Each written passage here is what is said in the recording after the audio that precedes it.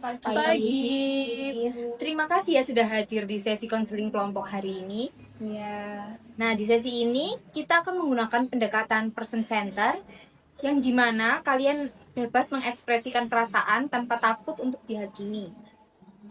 Dan apapun yang kalian sampaikan di sini itu bersifat rahasia dan akan kita keep untuk kita sendiri. Dan kita akan saling menghargai satu sama lain dalam sesi kali ini.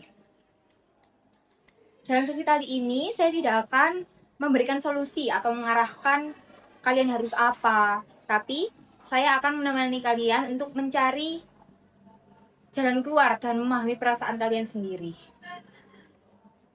Nah, siapa yang ingin mulai bercerita pertama? Saya boleh. Ya, silakan. Kalau saya akhir-akhir ini ngerasa capek sama kuliah. Jadi saya ngerasa kayak males aja gitu sama tugas-tugasnya. Kayak ngerasa kosong gitu, Bu. Jadi kamu merasa kelelahan, terbebani, dan muncul rasa kosong yang bikin kamu kehilangan semangat gitu ya, dikarenakan tugas-tugas kuliah itu. Iya, jadinya saya kayak ngerasa gagal gitu ngatur di hidup saya sendiri gitu, Bu. Jadi kamu menilai diri kamu cukup keras ya, sampai merasa gagal sebagai pribadi. Iya. Aku relate sih kak, soalnya akhir-akhir ini aku lagi sering ngebandingin diriku sama teman-teman, apalagi teman-teman yang jauh di atasku, padahal umurnya masih sama kayak aku. Jadi kamu merasa tidak cukup dengan diri kamu sendiri ya, sampai kamu membandingkan diri kamu dengan orang lain. Kadang sampai minder gitu loh kak, soalnya ya mereka seumuran aku, tapi kok pencapaiannya udah lebih dari aku gitu.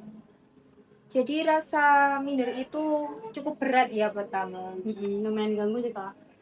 Kalau aku sih akhir-akhir ini ngerasa takut, kayak takut salah, takut nggak sesuai ekspektasi orang tua, gitu sih.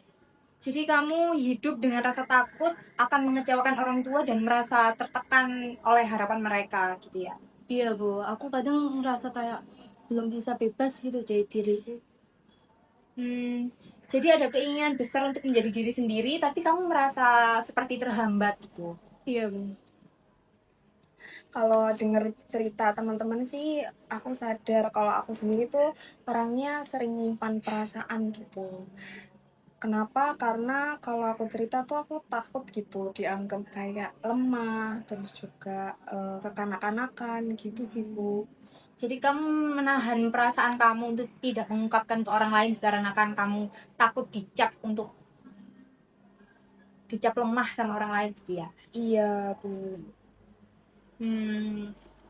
Terima kasih ya sudah berani menyadari dan mengungkapkannya. Iya.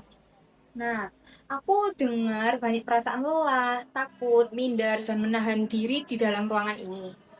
Aku penasaran, ketika perasaan-perasaan ini muncul bersamaan, apa yang paling kuat yang kalian rasakan di dalam diri kalian saat ini? Kalau yang paling kuat, aku ngerasanya kayak apa ya, hidupku itu nggak jalan sesuai yang aku inginkan gitu. Jadi kayak merasa nggak mulus aja gitu. Jadi kamu merasa seperti kosong gitu ya? Iya, jadi aku nggak tahu tujuannya hidupku itu seperti apa gitu. Jadi kekosongan itu terasa seperti berjalan tanpa arah dan tanpa pegangan. Iya. Jadi bagaimana perasaan teman-teman semua setelah mendengarkan apa yang disampaikan oleh Mbak Sheila ini? Kalau aku rasa nyambung sih kak, soalnya ternyata ada juga teman-teman yang ngerasa takut. Aku juga sempat ngerasa takut dan susah gitu buat melawannya. Jadi setelah mendengarkan cerita dari Mbak Sheila ini membuat kamu lebih sadar dengan rasa takut yang selama ini kamu simpan gitu ya? Iya bener, dan ternyata itu tuh harus dilawan gitu ya. Kalau aku sih ngerasa kayaknya aku terlalu keras sih sama diri aku. Jadi kamu mulai menyadari bahwa kamu sering menuntut dirimu sendiri lebih dari apa yang kamu bisa lakukan. Iya. Kalau aku sendiri sih sadar sih Kak, kalau aku di tempat ini aku ngerasa kayak aman, bisa jujur juga gitu, bisa cerita ke teman-teman saat ini juga gitu. Kamu merasa kelelahan karena harus terus terlihat kuat dan di dalam ruangan ini kamu bisa menjadi dirimu sendiri, bisa mengungkapkan apa yang ingin kamu ungkapkan, apa yang kamu rasakan gitu.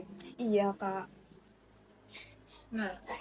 Nah, aku menghargai keberanian kalian untuk jujur dengan diri sendiri hari ini. Nah, kalau kalian perhatikan, bagaimana perasaan kalian setelah mendengarkan cerita satu sama lain? Lumayan lega ya, soalnya ternyata aku nggak sendirian di sini, banyak teman-teman di sini juga. Aku bisa menyampaikan perasaanku kayak apa, dan ya ternyata banyak juga yang seperasaan sama aku gitu sih kak.